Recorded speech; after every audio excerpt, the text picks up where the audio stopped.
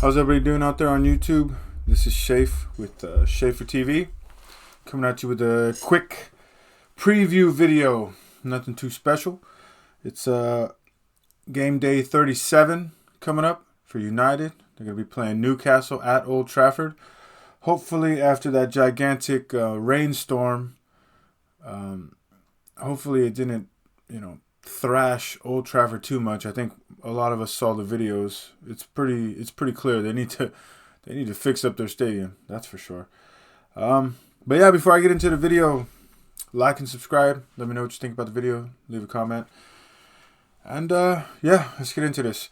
United playing Newcastle. Newcastle they've been in better form than United, I guess is the best way to say it. But Newcastle in the last 5 games, they have 3 wins, 1 draw, 1 loss. They lost to Crystal Palace 2-0, and they drew with Brighton last week. They have scored, I think it's like 14 goals in their last 5 games. They're almost averaging 3 goals a game. Newcastle is the kind of team that, they're either going to get 1 or no goals, or they're going to score like 4. So it's kind of an interesting team to watch. They've been having some pretty breakout, or at least one breakout star this year. Anthony Gordon was playing quite well in the beginning of the season, but after the injuries and after everything, he's kind of fell off toward as of late. I do believe he's still actually injured. But besides that, Alexander Isak, he has 20 goals this season. It's the most ever by a Swedish player. I think he's like 3rd or 4th in the league in scoring. He's had an outstanding last 6-7 games of the year. He's had like 8 or 9 goals in the last 6-7 games. He's been playing out of his mind. Besides that, I mean, Newcastle's, for the majority of the year, they've been in the same exact position as United. We've been lacking, just absolutely lacking, ravaged with injuries. And in the case of Newcastle, Tonali with the suspension for betting on games when he played for AC Milan.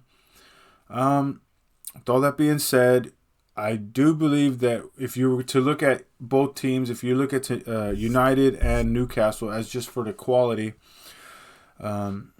taking injuries into account and everything, I actually believe that we're quite even. I think that Newcastle probably have a slight advantage on the defensive end, and then in the midfield, if I'm being honest, well, Tonali's gone, but they still got Gimenez, and yeah, okay, Newcastle have a slight advantage in every facet of the game. That's where we got to go now that I'm thinking about it. On the attacking end, in the midfield, and on defense, yeah, even though they have injuries still, yeah, Newcastle has an advantage. Well, anyways, enough about Newcastle. Let's get on to United because that's what we all want to hear about. I've been reading the injuries. Apparently, we could have Marcus Rashford available, and we could have Bruno available for this match on Wednesday versus Newcastle. But I think we all need to take a step back, and I think we really need to think about this. Okay? We really need to think about this. It's at this point in the year, what is the difference for us if we finish 8th or 9th? Okay? And what I mean by that, yeah, we have our pride. We all have our pride. But strictly speaking, European competition, there's no difference. Okay? There's no difference whatsoever. If we finish 8th, it'll be the lowest place we've ever finished in the Premier League. If we finish with less than, I believe, 57 or 58 points, then we're going to have the lowest point total ever in a Premier League season for United.